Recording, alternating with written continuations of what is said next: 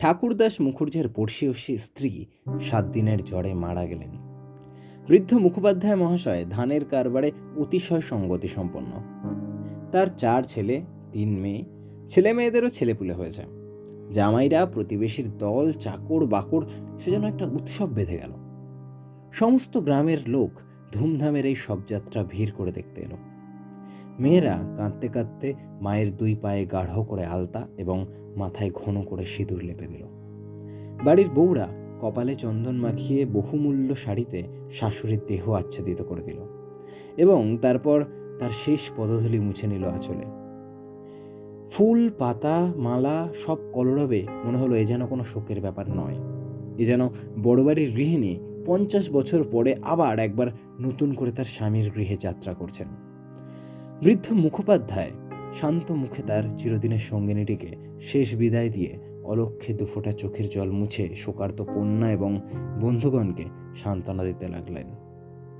প্রবল হরিধ্বনিতে সকালের আকাশ আলোড়িত করে সমস্ত গ্রাম সঙ্গে সঙ্গে চলল। আর একটা প্রাণী একটু দূরে থেকে এই দলের সঙ্গী হলো। সে কাঙালের মা। সে তার কুটির প্রাঙ্গণের গোটা কয়েকটা বেগুন তুলে এই পথে হেঁটে চলছিল। এই দৃশ্য দেখে আর নড়তে পারল না। রইল তার হাঁটে যাওয়া, রইল তার আঁচলে বেগুন বাঁধা। সে চোখের জল মুছতে মুছতে সকলের পিছনে শ্মশানে এসে উপস্থিত হলো। গ্রামের একান্তে গরুর নদীর তীরে শ্মশান। সেখানে আগের বেলা থেকেই কাঠ, চন্দনের টুকরো, ঘি, মধু, ধূপ, ধুনো প্রভৃতি নানা উপকরণ এক জায়গায় করে রাখা হয়েছিল। কাঙালির মা ছোট জাত, দুলের মেয়ে বলে খুব কাছে যেতে সাহস পেল না। খানিকটা দূরে উঁচু ঢিপির মধ্যে দাঁড়িয়ে সমস্ত অন্ত্যেষ্টিক্রিয়া প্রথম থেকে শেষ পর্যন্ত উৎসুক আগ্রহের চোখ মেলে দেখতে লাগলো। প্রশস্ত পর্যাপ্ত চিতার উপরে যখন শবদেহ স্থাপিত করা হলো, তখন তার রাঙা পা দুটো দেখে যেন ওর চোখ জুড়িয়ে গেল। ইচ্ছা হলো ছুটে গিয়ে এক বিন্দু আলতা মুছিয়ে নিজের মাথায় দেয়। চারিদিকে তীব্র হরিধ্বনি শুরু হলো। এর মাঝে যখন ছেলের হাতের মন্ত্রপুত আগুন চিতায় সংযোজন করা হলো, তখন তার চোখ দিয়ে ঝরঝর করে জল পড়তে লাগলো। মনে মনে বারবার বলতে লাগলো, ভাগ্যে মানিমা, তুমি স্বর্গে যাচ্ছ, আমাকেও আশীর্বাদ করে যাও। আমিও যেন এমনই কাঙালের হাতের আগুনটুকু পাই। ছেলের হাতের আগুন, সে তো সোজা কথা নয়। স্বামী, পুত্র, কন্যা, নাতি নাতনি, দাস দাসী, পরিজন, সমস্ত সংসার উজ্জ্বল রেখে এই যে স্বর্গ আরোহণ দেখে তার বুক ফুলে ফুলে উঠতে লাগলো। এ সৌভাগ্যের সে যেন আর ইয়াত্তা করতে পারল না। সদ্য জ্বলে ওঠা চিতায় অজস্র ধোঁয়া নীল রঙের ছায়া ফেলে ঘুরে ঘুরে আকাশের দিকে উঠছিল। কাঙালির মা এরই মধ্যে একটা ছোট্ট রথের চেহারা যেন স্পষ্ট দেখতে পেল। গায়ে তার কত না ছবি আঁকা, চূড়ায় তার কত না লতা পাতা জড়ানো, ভিতরে যেন কে ঠিক বসে আছে। তার মুখ দেখা যায় না, কিন্তু সিঁথিতে তার সিঁদুরের রেখা, পা দুটো আলতায় রাঙানো। আকাশের দিকে চেয়ে কাঙালির মায়ের 2 চোখে অশ্রুর ধারা বইছিল। এমন সময় একটি 12-14-15 ছেলে তার আঁচলে টান দিয়ে বলল, হেথায় তুই দাঁড়িয়ে আছিস মা? ভাত রাঁধবি না? হ্যাঁ বাছা, রাঁধবো ক্ষণ। দেখ দেখ বাবা কাঙালি, বামুন মা ওই রথে চড়ে স্বর্গে যাচ্ছেন। তুই খেপেছিস? ও তো ধোঁয়া। বেলা দুপুর বাজে, আমার খিদে পায় না বুঝি? সঙ্গে সঙ্গে মায়ের চোখে জল লক্ষ্য করে বলল, বামুনদের গিন্নি মরছে, তো তুই কেঁদে মরিস কেন মা? কাঙালির মার এতক্ষণে হুঁশ হলো। পরের জন্য শ্মশানে দাঁড়িয়ে এইভাবে চোখের জল ফেলায় সে মনে মনে লজ্জা পেল। এমনকি ছেলের অকল্যাণের ভয়ে মুহূর্তে চোখ মুছে ফেলে একটুখানি হাসবার চেষ্টা করলো। কাঁদবো কিসের জন্য রে? চোখে ধোঁ লেগেছে বই তো নয়। হ্যাঁ, ধুঁ লেগেছে বই তো না, তুই কাঁদতেছিলি। মা আর প্রতিবাদ করল না। ছেলের হাত ধরে ঘাটে নেমে নিজেও স্নান করলো, কাঙালিকেও স্নান করিয়ে ঘরে ফিরল। শ্মশান সৎকারের শেষটুকু দেখার তার ভাগ্যে ঘটল না। সন্তানের নামকরণের সময় বাবা মায়ের বোকামি দেখে সৃষ্টিকর্তা আড়াল থেকে শুধু হেসেই থামেন না, তীব্র প্রতিবাদও করেন। তাই তাদের সমস্ত জীবনটা তাদের নিজেদের নামগুলোকেই যেন আমরণ ভেঙচিয়ে চলতে থাকে। কাঙালির মার জীবনের ইতিহাস ছোট, কিন্তু সেই ছোট্ট কাঙাল জীবনটুকু বিধাতার এই পরিহাসের দায় থেকে অব্যাহতি লাভ করেছিল। তাকে জন্ম দিয়েই মা মরেছিল। বাপ রাগ করে নাম রেখেছিল অভাগী। মা নেই, বাপ নদীতে মাছ ধরে বেড়ায়, তার না আছে দিন না আছে রাত। তবুও যে কি করে ক্ষুদ্র অভাগী একদিন কাঙালির মা হয়ে বেঁচে রইল, সে এক বিস্ময়ের বস্তু। যার সঙ্গে তার বিয়ে হলো তার নাম রসিক বাঘ। বাঘের অন্য বাঘিনী ছিল, যাকে নিয়ে সে গ্রামান্তরে আর একটা গ্রামে উঠে গেছিল। অভাগী তার অভাগ্য আর শিশুপুত্র কাঙালিকে নিয়ে গ্রামেই পড়ে রইল। তার সেই কাঙালি বড় হয়ে আজ 15 পা দিয়েছে, সবেমাত্র বেতের কাজ শিখতে আরম্ভ করেছে। অভাগীর আশা হয়েছে আরও বছরখানেক তার এই অভাগ্যের সঙ্গে যুদ্ধ করতে পারলে দুঃখ ঘুচবে। এই দুঃখ যে কি যিনি দিয়েছেন তিনি ছাড়া আর কেউ জানেন না। খাওয়া শেষে কাঙালি পুকুর থেকে হাত মুখ ধুয়ে এসে দেখল তার থালার অবশিষ্ট মা একটা পাত্রে ঢেকে রাখছে। তুই খেলি নে মা? না বাছা, বেলা গড়িয়ে গেছে না, এখন আর খিদে নেই। ছেলে বিশ্বাস করল না। না, খিদে নেই বই কি? কই দেখি তোর হাঁড়ি। এই ছলনায় বহুদিন কাঙালির মা কাঙালিকে ফাঁকি দিয়ে এসেছে। সে হাঁড়ি দেখে তবে ছাড়ল। তাতে আরও একজনের মতো ভাত আছে দেখে সে প্রসন্ন মুখে মায়ের কোলে গিয়ে বসল।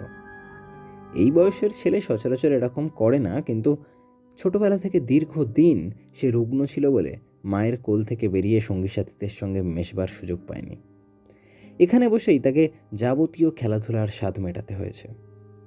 এক হাতে গলা জড়িয়ে মায়ের মুখের ওপর মুখ রেখে কাঙালি বলল, হ্যাঁ মা, তোর গা যে গরম, কেন তুই এমন রোদে দাঁড়িয়ে মরা পোড়ানো দেখতে গেলি? এ কেন আবার নিয়ে এলি? আরে মরা পোড়ানো কি তুই? মা শশব ব্যস্ত ছেলের মুখে হাত চাপা দিয়ে বলল, ছি ছি বাবা, মরা পোড়ানো বলতে নেই, পাপ হয়। সতীলক্ষ্মী মা ঠাকুরন রথে করে স্বর্গে গেলেন। তোর এক কথা মা, রথে চড়ে কেউ বা স্বর্গে যায়?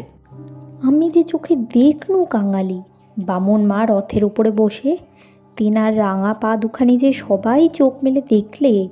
সবাই দেখলে? হ্যাঁ, সবাই দেখলে। কাঙালি মায়ের বুকে ঠেস দিয়ে বসে ভাবতে লাগলো। মাকে বিশ্বাস করাই তার অভ্যেস। বিশ্বাস করতেই সে শিশুকাল থেকে শিখে এসেছে। সেই মা যখন বলছে সবাই চোখ মেলে এত বড় একটা ব্যাপার দেখেছে, তখন অবিশ্বাস করবার আর কিছুই নেই। খানিক পরে আস্তে আস্তে বলল, তাহলে তুইও তোমার স্বর্গে যাবি। বিন্দির মা সেদিন রাখালের পিসিকে বলতেছিল, ক্যাংলার মার মতো সতীলক্ষ্মী আর দুলে পাড়ায় নেই। কাঙালির মা চুপ করে রইল। কাঙালি তেমনি ধীরে ধীরে বলতে লাগলো, বাবা যখন তোরে ছেড়ে দিলে তখন তোরে কত লোকে তো নিকে করতে সাদাসাদি করলে, তো তুই বললি না, বললি কাঙালি বাঁচলে আমার দুঃখ ঘুচবে, আবার নিকে করতে যাব কিসের জন্যে? হ্যাঁ মা, তুই নিকে করলে আমি কোথায় থাকতুম? আমি হয়তো না খেতে পেয়ে এতদিনে কবে মরে যেতুম। মা ছেলেকে 2 হাতে বুকে চেপে ধরল। অবশ্য সেদিন তাকে এই পরামর্শ কমলোক দেয়নি, এবং যখন সে কিছুতেই রাজি হলো না, তখন উৎপাত উপদ্রবও তার প্রতি সামান্য হয়নি। সে কথা স্মরণ করে অভাগীর চোখ দিয়ে জল পড়তে লাগলো। ছেলে হাত দিয়ে মুছিয়ে দিয়ে বলল, ক্যাঁতাটা পেতে দেবো মা, শুবি? মা চুপ করে রইল। কাঙালি মাদুর পাতলো, কাঁথা পাতলো, মাচার উপরে ছোট্ট বালিশটা পেড়ে এনে হাতে ধরে বিছানায় টেনে নিয়ে যেতে যাবে। মা বলল, বাছা কাঙালি, আজ তোর আর কাজে গিয়ে কাজ নেই। কাজ কামাই করবার প্রস্তাব কাঙালির খুব ভালো লাগলো, কিন্তু বলল, জলপানির পয়সা দুটো তো তাহলে দেবে না মা? না দিগ্গে, আয়, তোকে আমি রূপকথা বলি। তাকে আর লোভ দেখাতে হলো না। কাঙালি তৎক্ষণাৎ মায়ের বুক ঘেঁষে শুয়ে পড়ল। বল তাহলে, রাজপুত্তুর, কোটালপুত্তুর আর সেই পক্ষীরাজ ঘোড়া? অভাগী রাজপুত্র, কোটালপুত্র আর পক্ষীরাজ ঘোড়ার কথা দিয়ে গল্প শুরু করল। এই সমস্ত তার অন্যের কাছে শোনা এবং বহুদিন ধরে সবাইকে বলা। কিন্তু কয়েক মুহূর্ত পরে কোথায় গেল তার রাজপুত্র আর কোথায় গেল তার কোটালপুত্র? সে এমন উপকথা বলতে শুরু করলো যা অন্য কারোর কাছে সে শেখেনি, নিজের সৃষ্টি। জ্বর তার যত বাড়তে লাগলো, উষ্ণ রক্তস্রোত যত দ্রুত বেগে মাথায় পৌঁছাতে লাগলো, ততই সে যেন নতুন নতুন উপকথার ইন্দ্রজাল রচনা করতে শুরু করলো। তার বিরাম নেই, বিচ্ছেদ নেই। কাঙালির ছোট্ট দেহ বারবার রোমাঞ্চিত হতে লাগলো। ভয়ে, বিস্ময়ে, পুলকে সে সজোরে মায়ের গলা জড়িয়ে তার বুকের মধ্যে যেন মিশে যেতে চাইল। বাইরে বেলা শেষ হলো, সূর্য অস্ত গেল। সন্ধ্যার ম্লান ছায়া গাঢ়তর হয়ে চারিদিকে ছেয়ে ধরল। কিন্তু ঘরের মধ্যে আজ আর প্রদীপ জ্বলল না। গৃহস্থের শেষ কর্তব্য সমাধা করতে কেউ উঠল না। নিবিড় অন্ধকারে কেবল রুগ্ন মায়ের অবাধ্য গুঞ্জন নিস্তব্ধ ছেলের কানে সুরের মতো বয়ে চলতে লাগলো। সে সেই শ্মশান ও শ্মশান যাত্রীর কাহিনী, সেই রথ, সেই রাঙা পা দুটো, সেই তার স্বর্গে যাওয়া। কেমন করে শোকার্ত স্বামী শেষ পায়ের ধুলো নিয়ে কেঁদে বিদায় দিলেন? কি করে হরিধ্বনি দিয়ে ছেলেরা আমাকে বহন করে নিয়ে গেল শ্মশানে? তারপর সন্তানের হাতের আগুন। সে আগুন তো আগুন নয় কাঙালি, সে তো হরি। তার আকাশ জোড়া ধোঁয়া তো ধোঁয়া নয় বাবা, সেই তো স্বর্গের রথ। কাঙালি চরণ, বাপ আমার, কেন মা?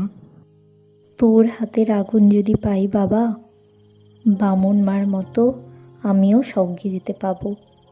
যা, বলতে নেই। ছোট জাত বলে তখন কিন্তু কেউ ঘৃণা করতে পারবেন না, দুঃখী বলে কেউ ঠেকিয়ে রাখতে পারবে না। ইস, ছেলের হাতের আগুন, রথকে যে আসতেই হবে। বলিস নে মা, বলিস নে মা, বলিস নে। আমার বড্ড ভয় করে। আর দেখ কাঙালি, তোর বাবাকে একবার ধরে আনবি। অমনি যেন পায়ের ধুলো মাথায় দিয়ে আমাকে বিদায় দেয়, অমনি পায়ে আলতা, মাথায় সিঁদুর দে। কিন্তু কে বা দেবে? তুই দিবি না রে কাঙালি? তুই আমার ছেলে, তুই আমার মেয়ে, তুই আমার সব। বলতে বলতে সে ছেলেকে একেবারে বুকে চেপে ধরল। অভাগীর জীবননাট্যের শেষ অঙ্ক পরিসমাপ্ত হতে চলল। বিস্তৃতি বেশি নয়, সামান্যই। বোধ করি 30টা বছর আজও পার হয়েছে কি হয়নি, শেষও হলো তেমনই, খুব সামান্যভাবে। গ্রামে কবিরাজ ছিল না, ভিন্ন গ্রামে তার বাস। কাঙালি গিয়ে কাঁদাকাটি করলো, হাতে পায়ে পড়লো, শেষে ঘটি বাঁধা দিয়ে তাকে 1 টাকা প্রণামী দিল। তিনি আসলেন না, গোটাচারেক বড়ি দিলেন। তার কত আয়োজন, খল, মধু, আদার সত্ত্ব, তুলসী পাতার রস। কাঙালির মা ছেলের প্রতি রাগ করে বলল, কেন তুই আমাকে না বলে ঘটি বাঁধা দিতে গেলি বাবা? ভালো হইতো এতেই হব। বাগদি দুলের ঘরে কেউ কখনো ওষুধ খেয়ে বাঁচে না। 2-3 দিন এমনি কাটল। প্রতিবেশীরা খবর পেয়ে দেখতে এলো। যে যা মুষ্টিযোগ জানত, হরিণের সিংঘষা জল গেটে করি পুড়িয়ে মধুতে মাড়িয়ে চাটিয়ে দেওয়া ইত্যাদি অব্যর্থ ওষুধের সন্ধান দিয়ে যে যার কাজে চলে গেল। ছেলে মানুষ কাঙালি ব্যতিব্যস্ত হয়ে উঠতে মা তাকে কাছে টেনে নিয়ে বলল, কোবরেজের বড়িতে কিছু হলো না বাবা, আর ওদের ওষুধে কাজ হবে? হলে আমি এমনিই ভালো হব। তুই তো বড়ি খেলি নে মা, উনুনে ফেলে দিলি। এমনি কি কেউ সারে? আমি এমনি সেরে যাব বাছা।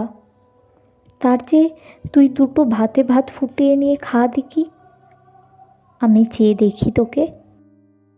কাঙালি এই প্রথম নিজের অপটু হাতে ভাত রাঁধতে প্রবৃত্ত হলো।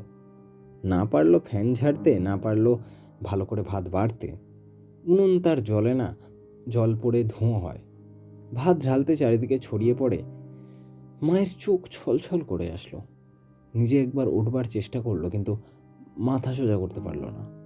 বিছানায় আবার লুটিয়ে পড়ল। খাওয়া হয়ে গেলে ছেলেকে কি করে কি করতে হয় সে বিষয়ে বিধিমতো উপদেশ দিতে গিয়ে তার গলা বারবার থেমে যায়। চোখ দিয়ে কেবল অবিরল ধারায় জল পড়তে লাগলো। গ্রামের ঈশ্বর নাপিত নাড়ি দেখতে জানত। পরদিন সকালে সে হাত দেখে তারই সামনে মুখ গম্ভীর করল, দীর্ঘ নিঃশ্বাস ফেলল এবং শেষে মাথা নেড়ে উঠে গেল। কাঙালির মা এর অর্থ বুঝল, কিন্তু তার ভয় হলো না।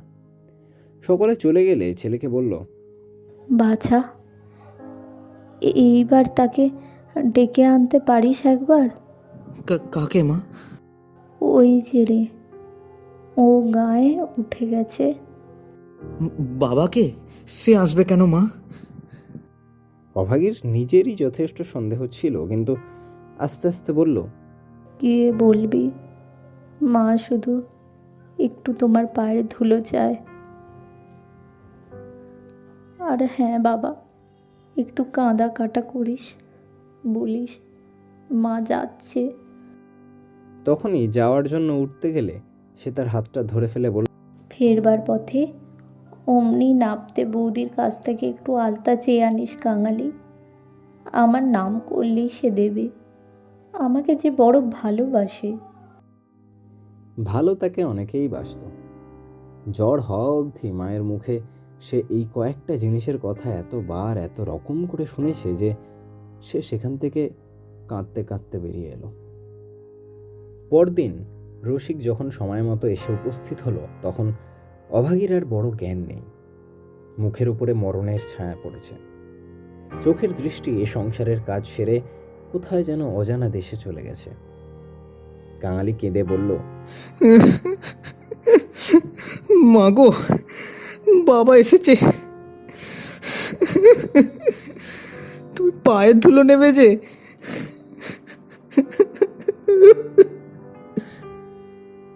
মা হয়তো বুঝলো, হয়তো বুঝলো না। হয়তোবা তার গভীর সঞ্চিত বাসনা সংস্কারের মতো তার আচ্ছন্ন চেতনায় ঘা দিল। এই মৃত্যু পথযাত্রী তার অবশ হাতখানা বিছানার বাইরে বার করে হাত বাঁধল। রসিক হতবুদ্ধির মতো দাঁড়িয়ে রইল। পৃথিবীতে তারও পায়ের ধুলোর প্রয়োজন আছে, এও যে কেউ চাইতে পারে তা তার কল্পনার অতীত। বিন্দির পিসি দাঁড়িয়েছিল। সে বলল, দাও বাবা, দাও একটু পায়ের ধুলো। রসিক এগিয়ে এলো।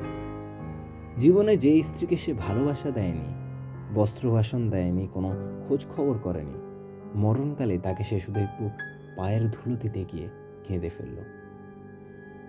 রাখালের মা বলল, এমন সতী লক্ষ্মী বামুন কায়দের ঘরে না জন্মে আমাগো দুলা ঘরে জন্মালো কেন? এইবার ওর একখান গতি করে দাও বাবা। কাঙালের হাতের আগুনের লোভে ও যেন প্রাণটা দিলে। অভাগীর অভাগ্যের দেবতা অগোচরে বসে কি ভাবলেন জানি না, কিন্তু ছেলে মানুষ কাঙালির বুকে গিয়ে এই কথাটা যেন তীরের মতো বিঁধল। সেদিন দিনের বেলাটা কাটল, প্রথম রাতটাও কাটল, কিন্তু সকালের জন্য কাঙালির মা আর অপেক্ষা করতে পারল না। কি জানি এত ছোট জাতের জন্য স্বর্গে রথের ব্যবস্থা আছে কিনা, কিংবা অন্ধকারে পায়ে হেঁটেই তাদের রওনা হতে হয়। কিন্তু এটা বোঝা গেল রাত্রি শেষ হতে না হতেই এ দুনিয়া সে ত্যাগ করে গেছে। কুটির প্রাঙ্গণে একটা বেল গাছ, একটা কুড়ুল চেয়ে এনে রসিক তাতে এক ঘা দিয়েছে কি দেয়নি, জমিদারের দারোয়ান কোথা থেকে ছুটে এসে তার গালে সশব্দে একটা চড় বসিয়ে কুড়ুল কেড়ে নিয়ে বলল, শালা, এ কি তোর বাপের গাছ আছে যে কাটতে লেগেছিস? রসিক গালে হাত বুলাতে লাগলো। কাঙালি কাঁদো কাঁদো হয়ে বলল, এ যে আমার মায়ের হাতে পোঁতা গাছ দারোয়ানজি। বাবাকে তুমি খামোখা মারলে কেন? হিন্দুস্থানি দারোয়ান তাকেও একটা অশ্রাব্য গালি দিয়ে মারতে গেল। কিন্তু সে নাকি তার জননীর মৃতদেহ স্পর্শ করে বসেছিল, তাই অশৌচের ভয়ে তার গায়ে হাত দিল না। হাঁকাহাঁকিতে একটা ভিড় জমে উঠল। কেউ অস্বীকার করল না যে বিনা অনুমতিতে রসিকের গাছ কাটতে যাওয়াটা একেবারেই উচিত হয়নি। তারাই আবার দারোয়ানজির কাছে হাতে পায়ে পড়তে লাগলো। তিনি অনুগ্রহ করে যেন একটা হুকুম দেন, কারণ অসুখের সময় যে কেউ দেখতে এসছে কাঙালির মা তারই হাতে ধরে তার শেষ ইচ্ছের কথা বলে গেছে। দারোয়ান ভুলবার লোক নয়। সে হাত মুখ নেড়ে জানালো এই সমস্ত চালাকি তার কাছে খাটবে না। জমিদার স্থানীয় লোক নয়, গ্রামে তার একটা কাছারি আছে। গোমস্তা অধর রায় তার কর্তা। লোকগুলো যখন হিন্দুস্থানিটির কাছে ব্যর্থ অনুনয় বিনয় করতে লাগলো, কাঙালি ঊর্ধ্বশ্বাসে দৌড়িয়ে একেবারে কাছারি বাড়িতে গিয়ে উঠল। সে লোকের মুখে মুখে শুনেছিল পেয়াদা ঘুষ খায়। তার নিশ্চয়ই বিশ্বাস হলো অত বড় অসঙ্গত অত্যাচারের কথা যদি কর্তার গোচর করতে পারে, তাহলে তার প্রতিবিধান না হয়ে পারে না। হায় রে অনভিজ্ঞ! বাংলাদেশের জমিদার ও তার কর্মচারীকে সে চিনত না। সদ্য মাতৃহীন বালক শোকে উত্তেজনায় উদ্ভ্রান্ত হয়ে একেবারে উপরে উঠে এলো। অধর রায় সেই মাত্র সন্ধানিক এবং যৎসামান্য জলযোগ শেষে বাইরে এলেন। বিস্মিত ও ক্রুদ্ধ হয়ে বললেন, কে রে? আমি কাঙালি। দারোয়ানজি আমার বাবাকে মেরেছে। বেশ করেছে, হারামজাদা খাজনা দেয়নি বুঝি? না বাবু মশাই, বাবা গাছ কাটতেছিল। আমার আমার মা মরেছে।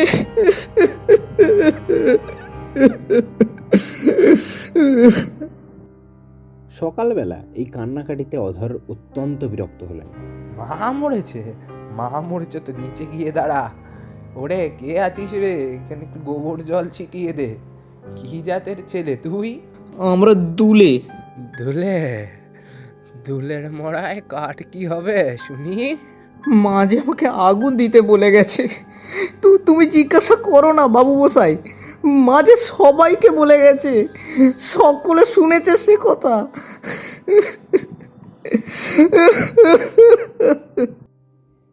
মায়ের কথা বলতে গিয়ে তার অনুক্ষণের সমস্ত অনুরোধ উপরোধ মুহূর্তে মনে পড়ে গলা যেন তার কান্নায় ফেটে পড়তে চাইল। মাকে পড়াবি তো? গাছের দাম 5 টাকা। আনগে পারবি? কাঙালি জানত তা অসম্ভব। তার উত্তরীয় কেনার মূল্যস্বরূপ তার ভাত খাওয়ার পিতলের কাশিটা বিন্দির পিসি 1 টাকায় বাঁধা দিতে গেছিল। সে চোখে দেখে এসেছে। সে ঘাড় নেড়ে বলল, না। অধর মুখখানা অত্যন্ত বিকৃত করে বলল, না তো মাকে নিয়ে নদীর চলায় পুঁতে ফেলকে যা। কার বাবার কাছে তোর পাপ কুড়ুল থাকাতে যায় পাজি হতভাগা নচ্ছাড়। সে যে আমাদের উঠোনের গাছ বাবু মশাই, সে যে আমার মায়ের হাতে পোঁতা গাছ। হাতে পোতা গাছ? পারে বেটাকে গলা ধাক্কা দিয়ে বার করে দে তো। পাহারাদার এসে গলা ধাক্কা দিল এবং এমন কথা উচ্চারণ করল যা কেবল জমিদারের কর্মচারীরাই পারে। কাঙালি ধুলো ঝেড়ে উঠে দাঁড়ালো আর তারপরে ধীরে ধীরে বেরিয়ে এলো। কেন যে সে মার খেলো, কি তার অপরাধ, ছেলেটা ভেবেই পেল না। গোমস্তার নির্বিকার চিত্তে দাগ পর্যন্ত পড়ল না। পড়লে অবশ্য এরকম চাকরি তার জুটত না। বললেন, পরেশ দেখো তো হে বেটার খাজনা বাকি পড়ে আছে কিনা। থাকে তো জল টল কিছু একটা কেড়ে এনে রেখে দাও, যাতে পাড়াতে না পারে হারামজাদা। মুখুজ্জে বাড়িতে শ্রাদ্ধের দিন, মাঝে কেবল একটা দিন মাত্র বাকি। সমারোহের আয়োজন গৃহিণীর উপযুক্ত করেই করা হচ্ছে। বৃদ্ধ ঠাকুরদাস নিজে তত্ত্বাবধান করে ফিরছিলেন। কাঙালি এসে তার মুখে দাঁড়ালো, বলল, ঠাকুরমশাই, ঠাকুরমশাই, আমার মা মরে গেছে। কে তুই? কি চাস তুই? আমি কাঙালি। মা বলে গেছে তেনাকে আগুন দিতে। তা দেখে না। কাছারির ব্যাপারটা এর মধ্যেই মুখে মুখে প্রচার হয়ে গেছিল। একজন বলল, ও বোধহয় একটা গাছ চায়। মুখুজ্জে বিস্মিত ও বিরক্ত হয়ে বললেন, শোন আবদার, আমারই তো কঠোর হওয়া দরকার। হ্যাঁ, কাল বাদে পরশু কাজ। যা যা যা যা যা, এখন এখানে কিছু হবে না, এখানে কিছু হবে না। ভট্টাচার্য মহাশয় অদূরে বসে ফর্দ করছিলেন। তিনি বললেন, তোদের যেতে কে আবার পোড়ায় রে? যা, মুখে একটু নুড়ো জেলে দিয়ে নদীর চড়ায় মাটি দেগে। মুখোপাধ্যায় মহাশয়ের বড় ছেলে ব্যস্ত সমস্তভাবে এই পথে কোথায় যাচ্ছিলেন। তিনি কান খাড়া করে একটু শুনে বললেন, দেখছেন ভট্টাচার্য মশাই, সব ব্যাটারি এখন বামুন কায়েত হতে চায়। কাঙালি আর প্রার্থনা করল না। এই ঘন্টা দুয়েকের অভিজ্ঞতায় সংসারে সে যেন একেবারে বুড়ো হয়ে গিয়েছিল। নিঃশব্দে ধীরে ধীরে তার মরা মায়ের কাছে গিয়ে উপস্থিত হল। নদীর চরে গর্ত খুঁড়ে অভাগীকে শোয়ানো হয়েছে। রাখালের মা কাঙালির হাতে একটা খড়ের আঁটি জেলে দিয়ে তারই হাত ধরে মায়ের মুখ স্পর্শ করিয়ে ফেলে দিল। তারপরে সকলে মিলে মাটি চাপা দিয়ে কাঙালির মায়ের শেষ চিহ্ন বিলুপ্ত করে দিল। সবাই সকল কাজে ব্যস্ত, শুধু সেই পোড়া খড়ের আঁটি থেকে যে স্বল্প ধোঁয়াটুকু ঘুরে ঘুরে আকাশে উঠছিল তারই প্রতি পলকহীন চোখ পেতে কাঙালি ঊর্ধ্ব দৃষ্টিতে স্তব্ধ হয়ে চেয়ে রইল।